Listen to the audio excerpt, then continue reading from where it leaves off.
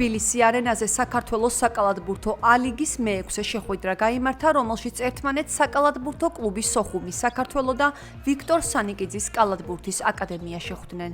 დაძაბულ ბრძოლაში გამარჯვება ვიქტორ სანიკიძის კალათბურთის აკადემიამ მოიპოვა.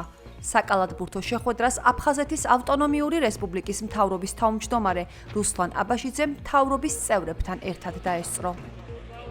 ჩათვალეთ, რომ ეს არის საფინალო ორი გუნდი, რა ვინც ფინალი უნდა ითამაშოს.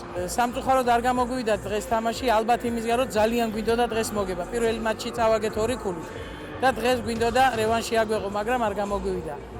ეგ არაფერი წინ არის ყველაფერი, ახლა 6 გუნდიდან 4 დარჩება და იქნება პლეი-ოფები. რეგულარული თამაში იყო, შანსები ბევრი გვაქვს, პლეი-ოფი დაიწყება ძალიან მალე და აუცილებლად ბიჭები გავაგზავნებთ, რომ ვიყოთ მოტივირებული.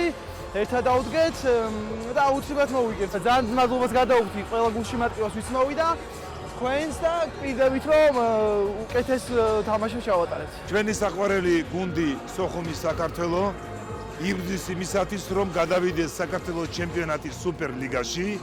ამის რეალური შანსი გვაქვს. ამიტომ მივმართავთ ხოვნით სოხუმელებს, გაგრელებს, გუდაუთელებს, გულიმშელებს, ოჩამჩირლელებს, გალელებს ხოვნით თუ გაქვთ დრო და საშუალება და სურვილი მობრძანდით სოხუმის საქართველოს მატჩებზე, უკმაგოთ ჩვენ საყვარელ გუნდს.